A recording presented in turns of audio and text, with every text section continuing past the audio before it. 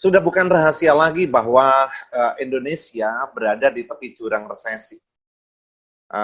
Profesor Mahfud memastikan bahwa Indonesia masuk jurang resesi dan peluangnya 99,9%, hampir dapat dipastikan kita tidak akan terhindar dari jurang resesi.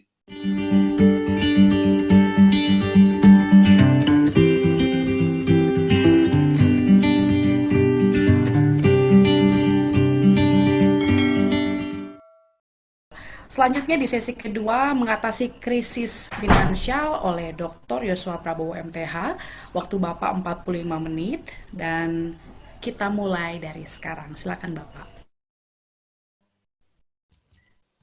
Terima kasih untuk Bu Eden yang sudah menjadi moderator. Terima kasih untuk Pak Dr. Epafras Mujono yang sudah memberkati kita bagaimana kita mengatasi stres di masa pandemi corona seperti ini. Nah, Bapak Ibu yang dikasih oleh Tuhan, saya akan melanjutkan untuk membahas berkaitan dengan bagaimana mengatasi masalah finansial. Namun, saya izinkan menyampaikan asumsi saya terlebih dahulu. Ya. Asumsi saya bahwa semua yang hadir di webinar ini adalah konselor, hamba Tuhan, pendeta, guru, yang memang punya beban untuk menolong orang yang sedang bermasalah, ya kan? Jadi tadi bagaimana menolong orang yang stres dengan kupasan firman Tuhan yang sudah disampaikan oleh Bapak Dr. Epafras. Dan sekarang saya menyampaikan mengenai bagaimana mengatasi masalah finansial. Ya, syukur-syukur ini juga menjadi pembelajaran bagi kita juga sebagai konselor, bagaimana kita juga dapat mengatasi masalah finansial. Jadi, asumsi saya begitu. Ya, kita adalah konselor, kita adalah hamba Tuhan yang dipercaya Tuhan untuk membimbing orang untuk mengatasi masalahnya. Baik. Sudah bukan rahasia lagi bahwa Indonesia berada di tepi jurang resesi. Profesor Mahfud memastikan bahwa Indonesia masuk jurang resesi dan peluangnya 99,9%, hampir dapat dipastikan kita tidak akan terhindar dari jurang resesi. Sri Mulyani juga mengungkapkan kemungkinan besar Indonesia juga masuk ke resesi ekonomi. Jadi ini adalah sebuah keniscayaan. Ini adalah sebuah hal yang tidak bisa terhindarkan bagi kita semua untuk kita masuk ke masa resesi ekonomi. Dan ya memang saat ini masalah yang paling besar selain dari stres karena pandemi adalah masalah ekonomi. Ya, banyak yang di PHK dari pekerjaannya, banyak yang kehilangan mata pencarian, kesulitan, itu. Nah, berdasarkan survei dari CORE Indonesia, situasi kedepannya menjadi semakin lebih buruk ya. Diperkirakan ada yang sangat berat itu mencapai 9,35 juta orang yang akan mengalami kehilangan pekerjaan, ya. Sekarang saja sudah banyak perusahaan yang tutup, gulung tikar. Di Bali kita tahu hotel-hotel sudah beberapa bulan lalu tutup. Dan banyak perusahaan-perusahaan yang juga gulung tikar. Dan itu menambah banyak kesulitan. Nah, bagaimana kita menolong orang-orang yang mengalami masalah finansial? Saya ketika S1 itu diajar oleh dosen saya, yang sekaligus adalah ibu rohani saya, yang saya kasihi. Namanya Ibu Wanda Humble. Yang sampai hari ini saya masih ingat bahwa beliau mengajarkan bahwa proses konseling itu dengan 4R. Relationship, realization, redemption, and responsibility. Jadi dalam kita menolong orang yang mengalami kesulitan finansial, yang pertama, adakanlah persahabatan. Ini adalah sebuah usaha untuk membangun kepercayaan supaya konseling dapat berjalan dengan efektif ya. Kalau konseli itu adalah orang yang kita konseling, kita konselor, orang yang memberi konseling. Nah, kalau konseli tidak percaya dengan kita, maka sulit sekali untuk dia menjadi terbuka. Jadi perlu menjalin persahabatan. Yang kedua adalah realization. Melalui pertanyaan, melalui diskusi, kita memperjelas sebetulnya akar masalahnya itu apa, dan akibat-akibat yang ditimbulkannya bagaimana. Nah, kemudian yang ketiga adalah redemption, yang artinya penebusan. Ini sebetulnya adalah sebuah usaha untuk melihat masalah melalui terang firman Tuhan. Jadi, kita mengkonfrontasi konseli, sikap-sikapnya dengan firman Tuhan. Gitu. Kalau dia stres, kalau dia bingung, dengan firman Tuhan kita menolongnya. Lalu kemudian responsibility, yaitu bertanggung jawab. Ini sebuah usaha untuk membuat skenario tindakan untuk mengatasi masalah konseli. Jadi bersama dengan konseli, kita sebagai konselor menyusun sebuah skenario, sebuah rencana untuk dilakukan oleh konseli. Nah, jadi dengan pendekatan 4R ini, itulah sebabnya dapat digambarkan seperti ini ya. Konselor bersama dengan konseli dengan melibatkan Kristus, lalu kita berfokus kepada masalah. Dengan komunikasi yang efektif menghasilkan sebuah solusi. Perhatikan di sini bahwa konselor dengan solusi itu garisnya putus-putus. Sedangkan konseli dengan solusi itu garisnya lurus, ya, tidak putus-putus. Artinya bahwa yang menyelesaikan masalah itu adalah konseling. Dalam hal ini konselor adalah mendampingi, ya. Jadi jangan ada orang datang menyampaikan kepada kita, saya punya masalah finansial ini. Oh, kamu butuh uang berapa? Ini saya kasih. Bukan begitu. Itu berarti bahwa konselornya itu yang menyelesaikan masalahnya. Tapi bagaimana kita mencari jalan keluar bersama dengan konseli, mencari pertolongan-pertolongan dari Alkitab. Oke. Nah, Bapak Ibu Saudara yang dikasih Tuhan, sebetulnya kalau kita melihat penyebab utama masalah finansial menurut Alkitab itu bukan masalah pandeminya. Bukan masalah pandeminya.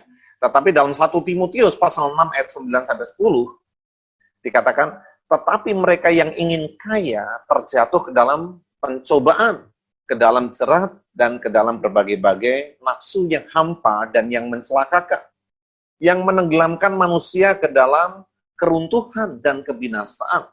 Karena akar segala kejahatan ialah cinta uang. Sebab oleh memburu uanglah, beberapa orang telah menyimpang dari iman dan menyiksa dirinya dengan berbagai-bagai duka. Yang saya beri warna kuning di situ yang menjadi penekanannya, yaitu keinginan untuk cepat menjadi kaya dan juga cinta uang. Itulah yang menjadi akar masalah dari problem-problem finansial. Bahkan beberapa ahli konseling Kristen mengkaitkan masalah finansial ini dengan banyak masalah-masalah kejiwaan yang lain, yaitu rasa khawatir, rasa takut, rasa cemas, dan lain sebagainya. Jadi, semuanya berawal dari masalah finansial. Ya, semuanya berawal dari cinta uang. Coba kita lihat lebih dalam, apa sih yang menjadi penyebab orang itu mengalami masalah finansial? Jadi, ketika ada seorang yang datang kepada kita menyampaikan pergumulannya, masalahnya berkaitan dengan kesulitan finansial, maka kita harus telaah, kita harus temukan, ya namanya yang kedua tadi, realization. Jadi memperjelas masalahnya itu di mana, akar masalahnya itu di mana, ya gitu. Yang pertama adalah distorsi nilai-nilai. Yang kedua adalah keputusan-keputusan finansial yang tidak bijaksana. Yang ketiga itu gagal untuk menyusun budget. Yang keempat itu mengabaikan untuk memberi. Jadi ada 4 penyebab masalah-masalah finansial. Coba kita lihat satu persatu. Yang pertama, distorsi nilai-nilai itu adalah materialisme. Kamus menunjukkan bahwa materialisme itu adalah pemujaan pada hal-hal materi daripada objek-objek, keperluan-keperluan, dan kesadaran-kesadaran rohani. Materialisme adalah sikap yang membuat kita mengejar uang, kepemilikan, kesenangan, dan hal-hal baik dalam hidup ini. Itu dapat membawa pada ketidaksabaran, kegemaran yang berlebihan, dan kesukaan untuk berbelanja pada barang-barang mewah yang sesungguhnya kurang kita butuhkan. Jadi untuk zaman modern ini, yang namanya berhala bukan lagi dalam bentuk kayu, bukan lagi dalam bentuk patung, tetapi berhala modern ini berbentuk handphone yang lebih canggih, ya, berbentuk laptop yang lebih canggih, dan berbentuk baju dan hal-hal materi lainnya. Ketika seseorang begitu terikat dengan hal-hal materi, sebetulnya dia sudah mengalami namanya distorsi nilai, yaitu terjebak dalam materialisme. Oke. Nah, Alkitab mengingatkan kita dalam Lukas 12 ayat yang 15, katanya lagi kepada mereka, berjaga-jagalah dan waspadalah terhadap segala ketamakan. Sebab walaupun seorang berlimpah-limpah hartanya, hidupnya tidaklah tergantung daripada kekayaannya itu. Jadi Tuhan Yesus sudah mengingatkan, materialisme atau ketamakan itu sendiri itu dapat membahayakan. Ya. Nanti kita lihat mengenai akibat-akibatnya. Tetapi Tuhan Yesus sudah mengingatkan bahaya materialisme karena seseorang yang mengejar mengenai materialisme sebetulnya hidupnya tidak tergantung pada kepemilikan itu. Baik, yang kedua adalah ketamakan dan keserakahan itu sendiri.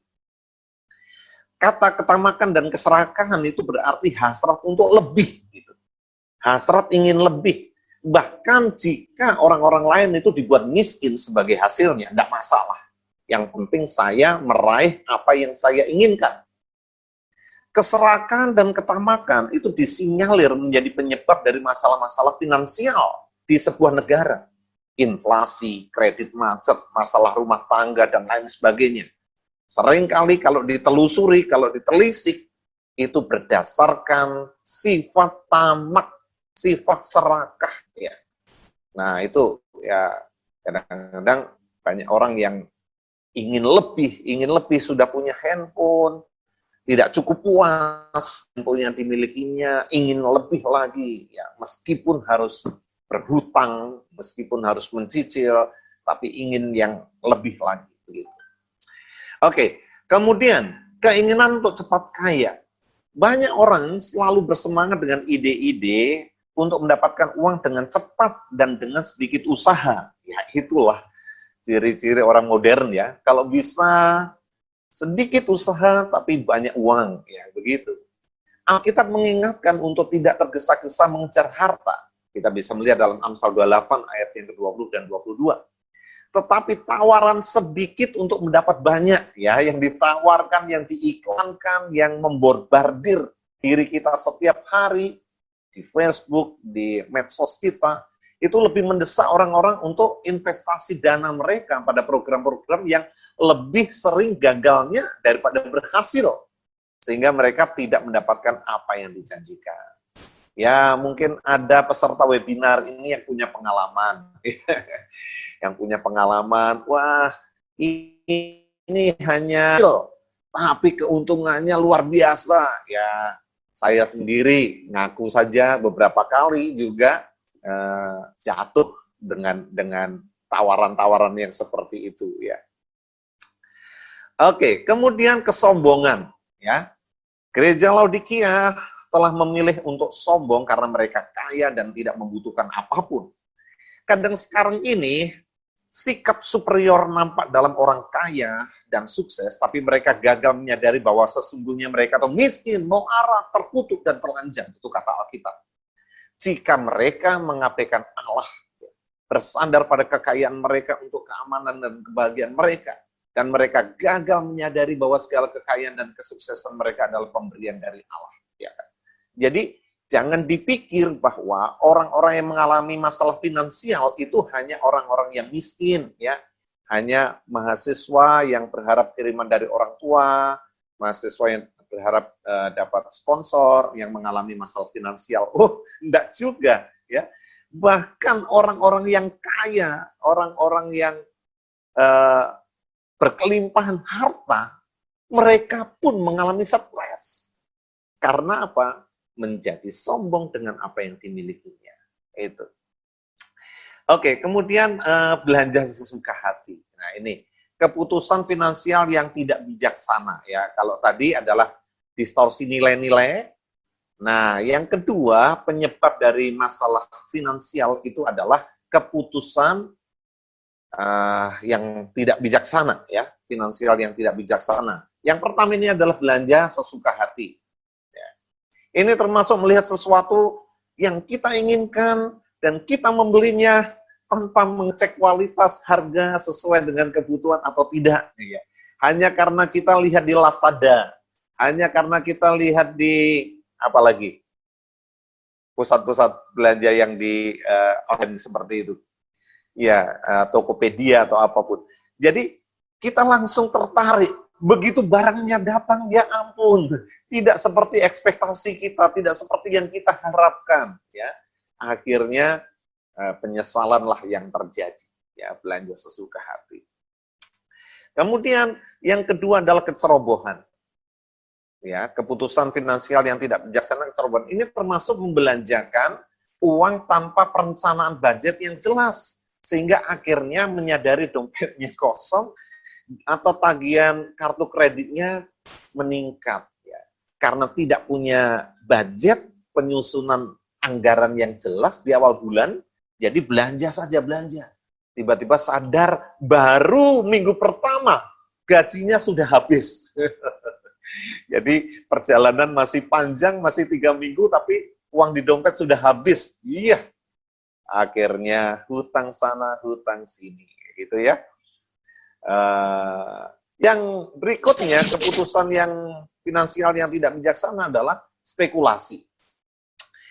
Nah, ini ada sebuah nasihat tua yang sering diabaikan. Jika kamu tidak siap rugi, jangan berspekulasi dengan hal itu, meskipun seberapa cerah prospeknya. Jangan berspekulasi. Alkitab mengingatkan kita tentang spekulasi yang membawa kepada kerugian. Ya, nanti boleh membuka ayatnya dalam Amsal 21 ayat 5, Pengkhotbah 5 ayat 15 sampai 17 ya. Tetapi banyak orang ingin kaya dengan cepat gitu. Itu sebabnya berspekulasi ya, terlibat dalam falas ya kan. Lalu terlibat dalam sekali lagi tawaran-tawaran dengan modal kecil untuk mendapat pendapatan yang besar, akhirnya jatuhlah mereka dalam kerugian. Ya, kemudian menjadi penjamin bagi orang lain. Nah, ini juga keputusan yang tidak bijaksana. Ini termasuk di mana kita menyepakati sebuah perjanjian bahwa kita akan menjamin atau menanggung hutang atau pinjaman yang dilakukan orang lain. Sering motivasi kita baik karena kita ingin menolong, tetapi akhirnya kita yang menanggung hutang dari teman kita, itu akibatnya. Ya. Raja Salomo mengingatkan, sangat malanglah orang yang menanggung orang lain, tetapi siapa membenci pertanggungan, amanlah dia. Jadi kita perlu bijaksana, kadang-kadang jangan karena kita ingin dikenal baik, begitu, pokoknya setiap kali ada orang yang pinjam, oke, saya yang tanggung, saya yang jamin. Akhirnya kita sendiri yang mengalami kesulitan. Ya. Saya tertawa karena apa? Karena saya sering seperti ini. Sudah berapa banyak orang-orang itu yang kredit motor, sayalah yang dipakai jaminan. Jadi ketika mereka tidak bisa membayar, saya yang ditelepon oleh finance. Ya, ketua yayasan iman kita selalu mengingatkan kita, Pak Yuswa, jangan terlalu baik ya. Menjadi baik boleh, tapi jangan terlalu baik. Terima kasih Pak Ketua Yayasan selalu mengingatkan saya ya. Dengan pertanyaan, Tuhan Yesus itu baik atau terlalu baik? Saya jawab, terlalu baik. Oh salah, Tuhan Yesus itu baik, tapi tidak terlalu baik. Kalau terlalu baik, semua orang dimasukkan ke surga. Ya kan? Tidak ada yang di neraka. Ya, betul juga ya Pak ya. Nah, jadi kadang-kadang kita tidak berpikir, kita terlalu cepat menjadi penjamin atas pinjaman orang lain. Dan akhirnya kita terdampak, ya kita mengalami kesulitan. Oke, kemudian, nah ini yang tidak boleh ya, yaitu keputusan finansial yang tidak bijaksana, yaitu kemalasan.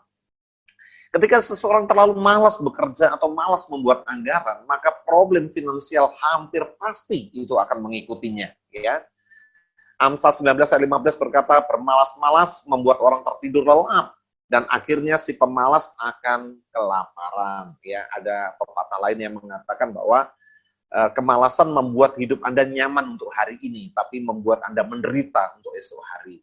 Ya, jadi tentu saja Alkitab melarang kita, menegur kita untuk berlaku malas, ya. Bahkan di dalam Tesalonika dikatakan, orang yang tidak bekerja janganlah ia makan.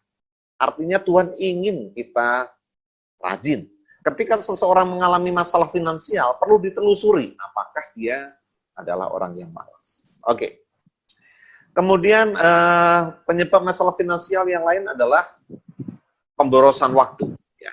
Ada istilah waktu adalah uang. Ketika seseorang tidak disiplin dengan waktunya, tidak membuat perencanaan penggunaan waktu dengan jelas, dan banyak membuang-buang waktu, maka hampir pasti dia akan kehilangan pendapatan. Ya kan?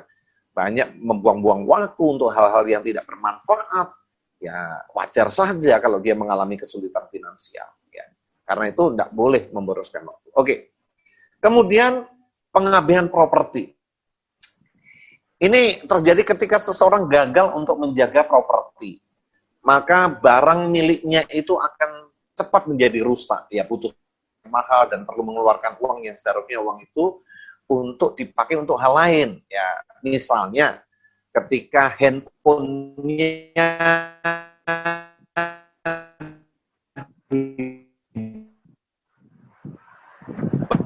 dibawa ke kamar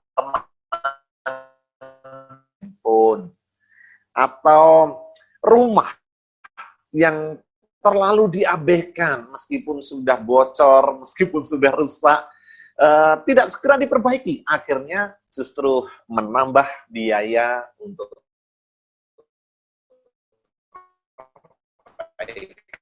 itu pengabsuli yang datang kepada kita. Nah, selanjutnya penyebab masalah finansial yang lain adalah gagal untuk menyusun budget. Ya. Istilah lain dari budget adalah rencana pembelanjaan. Ya, nanti kita akan pelajari bersama. Ketika kita membuat rencana belanja dan kontrol pembelanjaan kita dan meminimalis kita untuk mengalami problem finansial. Jadi, ketika orang gagal membuat perencanaan keuangan, hampir dapat dipastikan ya dia akan mengalami masalah-masalah finansial. Kemudian, nah ini yang penting sekali, meskipun ini yang terakhir, tetapi ini yang penting ya, yaitu mengabaikan untuk memberi. Ini bisa menjadi penyebab masalah-masalah finansial. Alkitab mengajar kita bahwa memberi dan menerima itu berjalan bersama. Menimbun adalah salah, dan orang yang menolak untuk memberi sering jatuh dalam problem finansial. Ya. Sebaliknya orang yang memberi akan diberi kelimpahan oleh Tuhan. Janji-janji Tuhan banyak sekali di dalam firman Tuhan. Orang percaya memberi dalam 3 area, kepada Allah, kepada saudara seiman, dan orang-orang miskin. Mengabaikan hal ini akan mengakibatkan kesulitan finansial. Ya, pelit. Orang yang pelit itu justru mengalami banyak masalah finansial. Ya. Jangan berpikir, ya, ketika kita menahan berkat, maka uang kita tidak akan hilang. Ya. Tapi keliru, justru ketika prinsipal kita, ketika kita memberi, maka kita semakin diberi kelimpahan. Itu yang Alkitab ajarkan. Ya. Jadi mengabaikan memberi malah justru mengalami masalah finansial. Nah, apa akibat-akibat dari masalah finansial itu? Akibat yang pertama adalah hidup dalam kekhawatiran. Ya. Khawatir jatuh tempo, khawatir dengan debt collector yang datang, khawatir miliknya disita bank, dan lain sebagainya. Hidupnya penuh kekhawatiran. Ya. Begitu ada orang datang bertamu, ketok pintu, wah ini debt collector ini, jantungnya dedek. Ya, seperti itu.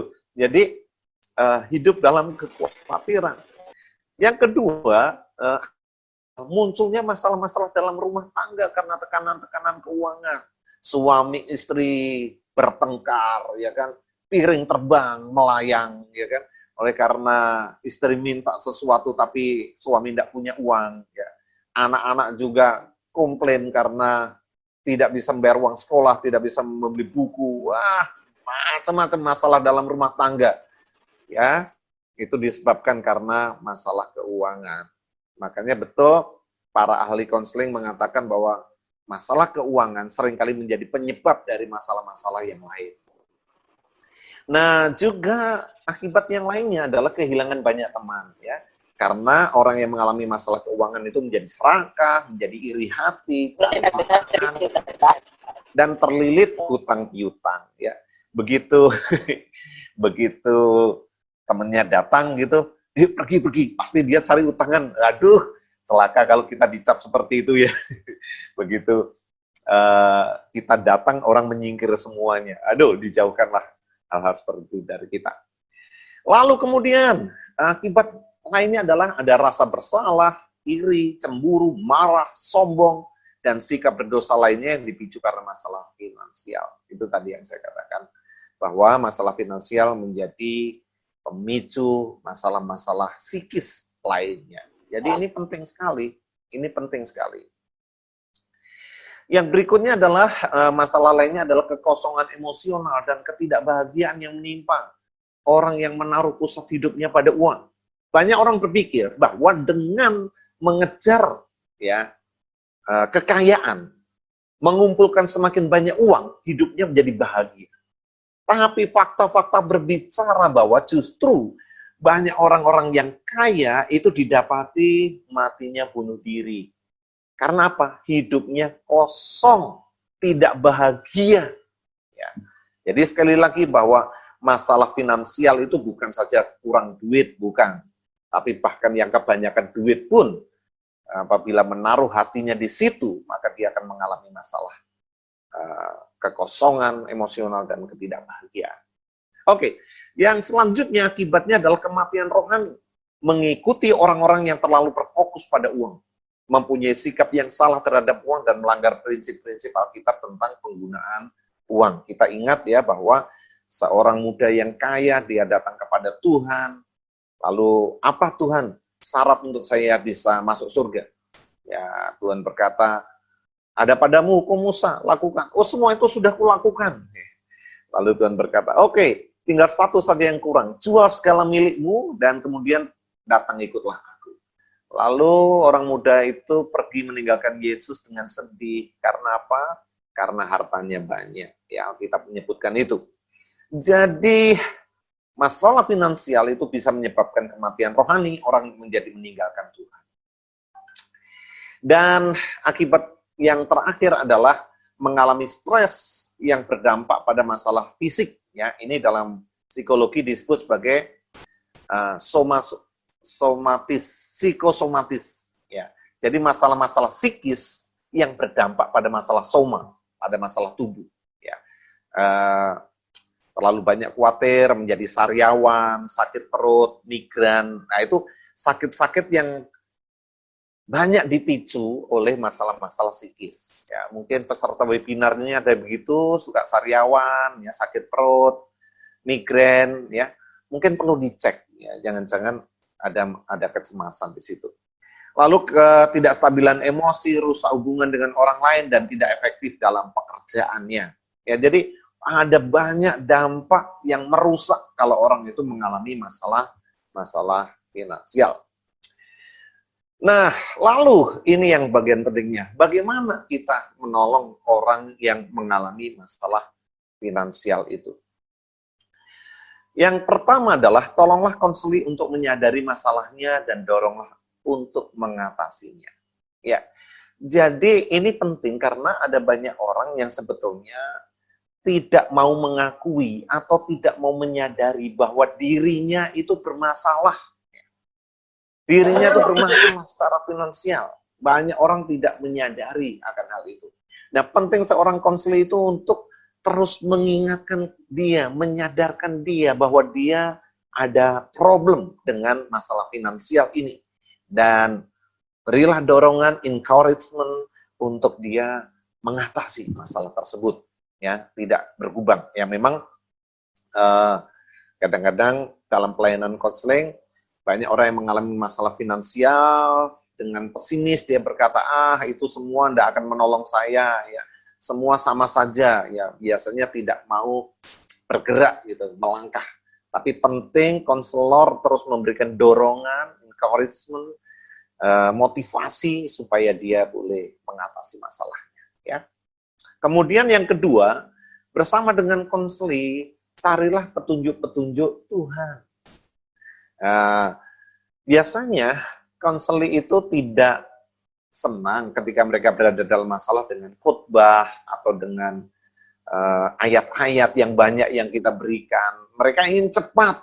Ayo solusinya apa? Solusinya apa? Karena sudah begitu burn out ya istilahnya itu dengan masalah-masalah yang dia hadapi. Begitu stresnya. Jadi ingin segera mengatasinya. Tetapi penting sebelum mengatasi memberikan hal-hal praktis, kita mencari dulu petunjuk-petunjuk Tuhan dari firman Tuhan. Itu yang menjadi landasan, itu yang menjadi dasar untuk bertindak. Ya. Kemudian yang ketiga, ajarlah konseling prinsip-prinsip Alkitab tentang finansial. Ini penting. Apa saja prinsip-prinsip Alkitab yang perlu diajarkan? Yang pertama adalah segala sesuatu itu milik Tuhan. Kita hanya pengelola miliknya Allah. Ya. Perlu disadarkan, kita datang ke dunia tidak bawa apa-apa. Satu saat kita pulang pun juga kita tidak bawa apa-apa. Semua yang kita punya itu milik Tuhan. Kita hanya dititipkan saja untuk mengelola. Nah, kesadaran ini akan sangat menolong, ya, sehingga orang itu tidak begitu terpikat atau terikat dengan finansial. Ya. Kemudian yang kedua, perlu diajarkan bahwa mencuri itu dosa. Oke Pak, saya tahu itu mencuri dosa, tetapi bentuk-bentuk lain, misalnya tidak membayar pajak, itu adalah bentuk dari mencuri, ya perlu itu lebih diperjelas. Misalnya seorang bos yang tidak menggaji karyawannya sesuai dengan perjanjian, nah itu juga mencuri. Misalnya berhutang dan tidak mengembalikan, itu juga mencuri juga ya. Jadi perlu diajarkan prinsip-prinsip kebenaran firman Tuhan ini. Lalu kemudian iri hati adalah salah. Ini perlu ditekankan. Banyak orang mengalami masalah finansial, tadi kita sudah singgung di atas, adalah mengalami apa? Distorsi nilai-nilai. Ya. Selalu melihat rumput tetangga lebih hijau daripada rumput kita sendiri. Nah, handphone tetangga lebih bagus daripada handphone kita. Baju tetangga lebih bagus dari baju kita. Ada iri hati dan kemudian mendorong untuk membeli, untuk menyaingi tetangga, meskipun dengan cara-cara berhutang dan lain sebagainya. Dan itu bisa menyebabkan masalah finansial. Oke, yang ketiga ya, adalah mengajarkan memberi itu adalah benar. Tadi sudah kita singgung ya, bahwa justru ada prinsip yang unik di dalam Alkitab. Ya. Ketika kita memberi, bukan kita kehilangan, tetapi ketika kita memberi, justru kita menerima berkat-berkat Tuhan. Nah, itu hanya ada di dalam Alkitab. Itulah sebabnya penting konseling diajarkan untuk memberi. Ya. Situasinya sulit, Pak. Pandemi ini, tetap memberi. Ingin diberkati enggak? Ya, harus belajar memberi. Harus belajar memberi. Ya. Jadi, seberapapun, sesulit apapun, harus belajar untuk memberi. Oke, kemudian mengatur keuangan adalah bijak. Ya, jadi perlu konseling itu ditolong oleh konselornya bagaimana sih memanage keuangan yang ada. Ya. Ada pepatah kan yang mengatakan bahwa berkat itu sebetulnya selalu cukup untuk kebutuhan kita, tapi tidak selalu cukup untuk gaya hidup. Ya, jadi Tuhan berjanji untuk mencukupi kebutuhan kita, bukan gaya hidup kita. Kalau gaya hidup, wah kita ingin segala sesuatu yang ada di dunia ini rasanya menjadi milik kita. Ya. Tetapi kita harus mengatur keuangan dengan bijak, ya, disesuaikan pendapatan yang kita terima. Nah, kemudian yang keempat, tolonglah konseling untuk mengikuti dan mengembangkan sebuah rencana keuangan. Ini tadi yang saya katakan ya. Perlu membuat rencana keuangan atau budget. Ya. Oke, nah langkah awal dalam menyusun budget atau rencana keuangan adalah dengan mendaftarkan fakta-fakta finansial yang terkini yang konseli miliki. Ada dua, yang pertama adalah aset, yang kedua adalah liabilitas. Aset itu adalah apa yang kita miliki, itu adalah apa yang kita hutang gitu. Nah, apa yang kita miliki? Tabungan. Kita punya tabungan berapa? Nilai motor atau mobil. Nah, walaupun masih nyicil enggak apa-apa, kalau dijual tuh nilainya berapa gitu. Nilai rumah, nilai jual perabotan rumah. Ayo coba dihitung. Ini vas bunganya kalau jual laku berapa ya? Ini sapu kalau dijual laku berapa ya? Coba aja. Jadi dinilai ya perabotan rumah. Lalu nilai cash asuransi. Ya, mungkin bagi yang punya asuransi, saya punya uang di asuransi sekian, gitu ya. Atau hal-hal lainnya. Mengapa ini penting? Karena banyak orang ketika mengalami kesulitan finansial, kesulitan keuangan, selalu mereka berkata, habis Pak, habis, saya enggak punya apa-apa Pak, saya enggak punya apa-apa. Tunggu dulu Pak, itu di garasi Bapak ada motor, oh iya, tunggu dulu Pak, itu masih ada handphone, oh iya juga. Jadi kadang-kadang perlu, konseli itu disadarkan dengan apa yang dia miliki. Coba dinilai dalam bentuk rupiah. Lalu kemudian liabilitas apa yang dia hutang, sisa cicilan motor tinggal berapa, sisa cicilan rumah tinggal berapa, hutang di bank ada berapa, hutang kepada seseorang, sebutkan A, B, C, D, E, sampai Z, ya, kalau hutangnya banyak pada orang, sebutkan lalu totalnya berapa. Nah, lalu kemudian jaring keamanannya itu perbedaan antara aset dan liabilitas. Nah, seringkali asli itu dibuat kaget ya. Rupanya dia kaya juga ya. Rupanya dia kaya juga. Setelah dinilai-nilai apa yang dia miliki, wow, ternyata saya banyak punya uang. Ya, hutang saya rupanya nggak seberapa dibanding dengan apa yang saya miliki. Ya. Kalau begitu saya mau berhutang lagi. Bukan begitu ya. Jadi ini penting mendaftarkan fakta-fakta finansial terkini supaya konseli bisa paham apa yang dimilikinya. Gitu. Nah, dari daftar itu tetapkan goal-goal yang hendak dicapai. Apa yang konseli ingin capai, mulailah menetapkan goal-goal yang umum, seperti membayar hutang-hutang, mampu mencukupi kebutuhan keluarga, menabung untuk dana pendidikan untuk anak-anak dan masa pensiun, atau mempunyai rumah sendiri. Ya, buatlah goal-goal yang umum seperti itu. Dan tentu saja mulai dari yang prioritas kan. Nah, ketika goal-goal ditetapkan, maka pembuatan rencana jangka pendek dan jangka panjang menjadi lebih mudah dibuat. Misalkan, konseli ingin membeli rumah sendiri dalam 10 tahun ke depan. Ya, kalau begitu, berapa yang dia harus tabung setiap bulannya untuk mencapai keinginannya? Gitu. Misalkan konseli ingin membiayai kuliah anaknya di universitas favorit, maka berapa dia harus menyisihkan uangnya setiap bulannya untuk goal itu, dan seterusnya. Ya, dengan membuat ini goal-goal yang mau dicapai, maka orang itu dapat mengatur keuangannya. Ya, dia tidak akan boros, dia tidak akan hambur-hamburkan, tapi dia akan atur sedemikian rupa. Oke, yang kedua adalah mengatur prioritas-prioritas. Ya, sedikit orang yang dapat memenuhi goal-goalnya dalam waktu yang singkat, kecuali dapat lotre mendadak. Ya, tiba-tiba kaya mendadak, ya itu semua tercapai dalam waktu singkat. Kan itu jarang sekali ya. Umumnya ada hal-hal yang harus diprioritaskan dan hal lain dapat menunggu. Perpuluhan, membayar hutang, dan membayar kredit card itu harus menjadi prioritas. Ya dong, ya, perpuluhan harus menjadi prioritas.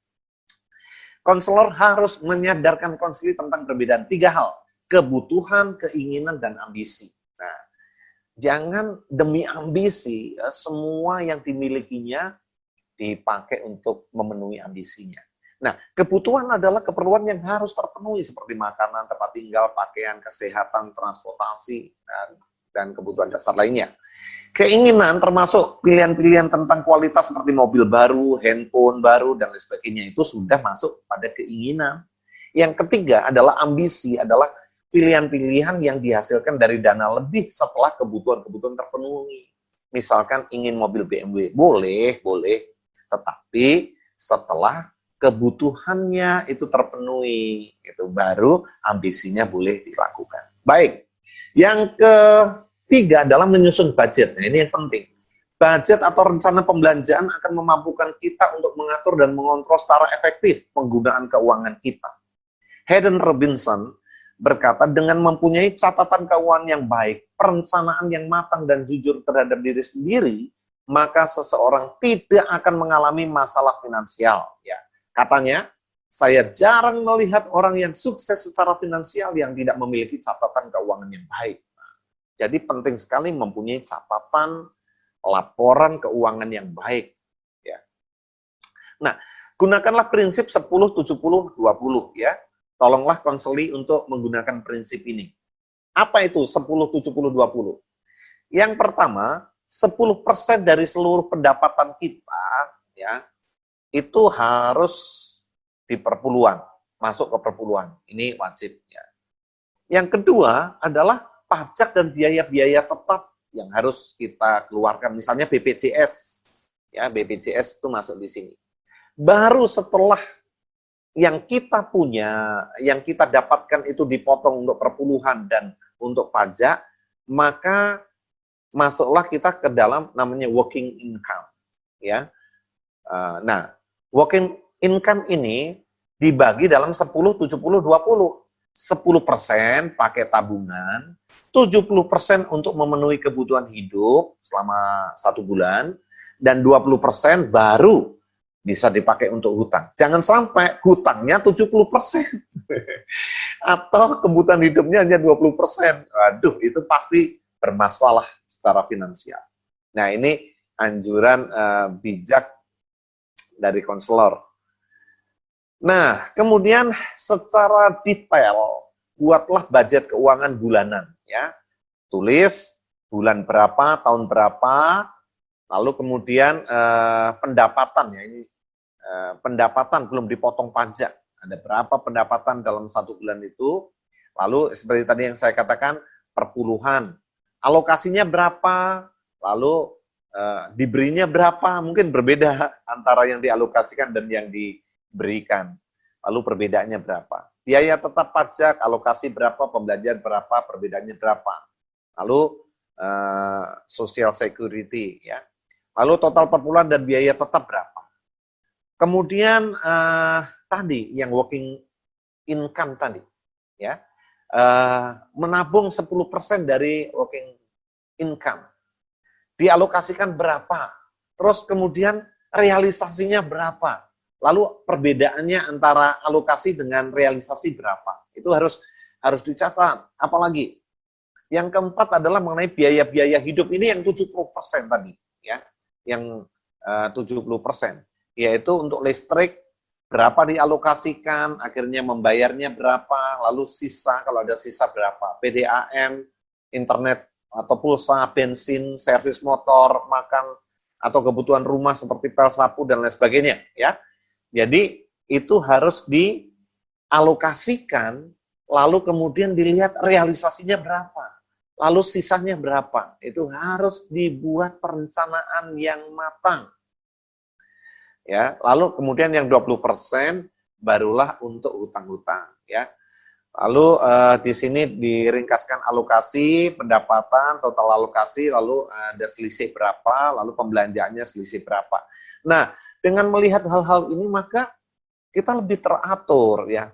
Jangan sampai kita membelanjakan sesuatu yang tidak kita alokasikan, ya. Atau kita membelanjakan sesuatu yang melebihi dari yang kita alokasikan. Kalau bisa ada sisa, ya, kita alokasikan sekian, ternyata realisasinya sekian, sehingga kita tidak terlalu terjerumus dalam masalah-masalah finansial. Ya. Oke, dengan cepat ini. Nah, tindakan preventifnya ini. Tadi kan kuratif, ya. Kuratif itu istilahnya menyembuhkan atau menolong orang yang mengalami masalah finansial. Nah, preventifnya supaya kita atau konseli kita atau orang yang kita layani terhindar dari masalah-masalah finansial, apa yang harus kita lakukan? Yang pertama, mengajarkan nilai-nilai Alkitabiah tentang finansial, ya. Ya, dalam hal ini keuangan dan finansial harus dipandang secara realistis. Ya. Dalam perumpamaan Tuhan Yesus mengajarkan tentang seseorang yang menghabiskan seluruh hidupnya untuk mengumpulkan harta, tapi ternyata setelah semua dikumpulkan, Tuhan berkata, nyawamu kucabut malam ini juga. Lalu untuk siapa hartamu itu, katanya. Jadi keuangan memang kita perlu, ya. Finansial kita perlu, tapi harus dilihat secara realistis. Itu tidak bisa menolong kita untuk hidup lama di dunia ini. Kalau Tuhan sudah waktunya panggil kita, maka kita tidak boleh pura-pura tidak mendengar, ya. Kita harus segera datang kepada Tuhan. Lalu yang kedua, uang dan finansial itu disediakan oleh Allah. Ya. Dia menyediakan segala kebutuhan kita, berharap kita mempercayai Dia untuk finansial kita dan menunjukkan bahwa kita tidak perlu untuk khawatir atau cemas tentang apapun juga. Ya. Tuhan sendiri berjanji Matius 6 ayat 25, semua itu dicari oleh bangsa-bangsa yang tidak mengenal Allah, tapi Bapamu di surga tahu bahwa kamu membutuhkan semuanya itu. Tuhan menyediakan, jadi jangan khawatir, belajar untuk mempercayai Tuhan. Kemudian, apalagi yang diajarkan? Uang dan finansial itu perlu diajarkan, itu dapat berbahaya. Ya, tadi sudah saya singgung, orang muda yang kaya, yang akhirnya meninggalkan Tuhan karena hartanya begitu banyak, itu sebuah contoh yang menyedihkan. Lalu kemudian ada ayat yang pertama tadi yang sudah saya katakan bahwa cinta uang itu menyebabkan seseorang terjerumus ke dalam berbagai macam penderitaan. Jadi uang itu dapat berbahaya. Gitu. Kemudian yang perlu kita ajarkan supaya mencegah orang mengalami masalah finansial, keuangan dan finansial itu harus diatur dengan bijaksana. Ya. Memperolehnya dengan jujur, lalu berinvestasi dengan hati-hati, ya. Jangan ceroboh, tadi sudah saya singgung, membelanjakan secara realistis, ya sesuai dengan kebutuhan. Lalu kemudian jangan lupa memberi dengan sukacita, ya memberi perpuluhan itu wajib dan memberi untuk pekerjaan Tuhan lainnya, ya.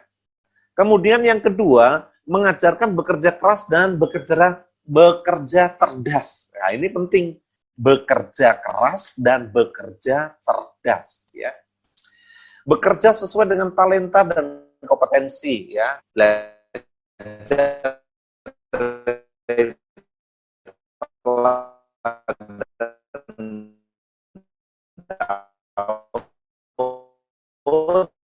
Dalam Mazmur 78 itu mereka, tapi dia terampil juga gitu. Jadi dia memaksimalkan potensinya. Lalu mengerjakan sesuatu dengan sepenuh hati seperti untuk Tuhan dan bukan untuk manusia, ya. Jangan pernah bekerja dengan setengah-setengah, bekerja harus dengan maksimal. Lalu mencari peluang-peluang yang terbuka. Secara khusus dalam situasi pandemi ini, ada banyak usaha-usaha yang tutup, ya. Jangan memulai usaha yang sedang tutup saat ini, ya. Ini ada 40 products, business and habits killed by COVID-19, ya. Ada 40 hal kebiasaan dan juga usaha yang terbunuh, ya, dengan COVID-19 ini. Corona everything, ya. Saudara bisa cari juga di internet ini. Apa saja? Ya ini handshake, consumer confidence, prostitution, funeral, mudik, general election, dan Car Free Day. Ini beberapa hal, tapi yang terkait dengan usaha, termasuk travel agent, termasuk hotel, money changer, souvenir shop, ya kan. Lalu kemudian apalagi barbershop, tukang cukur. Lalu kemudian dental clinic, ya, dokter gigi, aduh kasihan, ya, IO, reception, wedding organizer, dan lain sebagainya. Jadi harus cari peluang-peluang yang ada. Betul sekarang situasinya sulit, tapi kita harus cerdas juga lihat peluang, ya. Jangan memulai sebuah usaha yang memang lagi sulit sekarang ini, ya. Itu sama dengan membuang-buang waktu. Oke.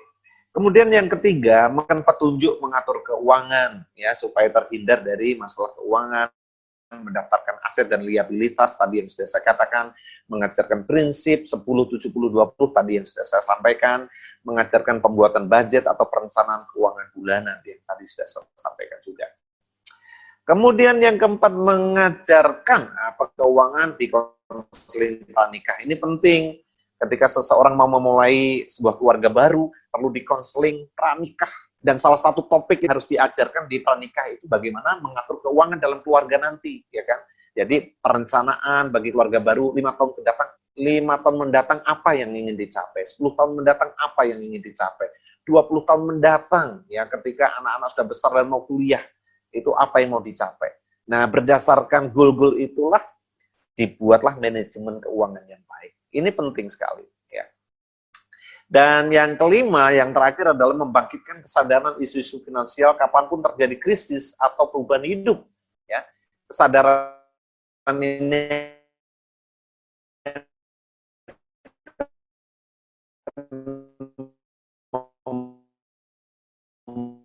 membantu mengembangkan sikap preventif seorang pun yang memprediksi akan menjadi seperti ini juga berdampak pada masalah finansial banyak orang.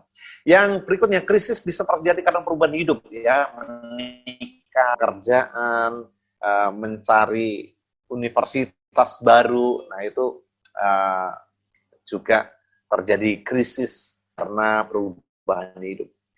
Jadi itu yang saya dapat sampaikan, kiranya menjadi berkat, ya. Saya tutup dengan ayat Matius 6 ayat 19-21, janganlah kamu mengumpulkan harta di bumi ngengat dan karat merusakkannya dan pencuri membongkar serta mencurinya. Tetapi kumpulkanlah bagimu harta di surga ngengat dan karat tidak merusakkannya dan pencuri tidak membongkar serta mencurinya. Karena di mana hartamu berada, di situ juga hatimu berada. Tuhan Yesus memberkati kita semua. Saya kembalikan pada moderator.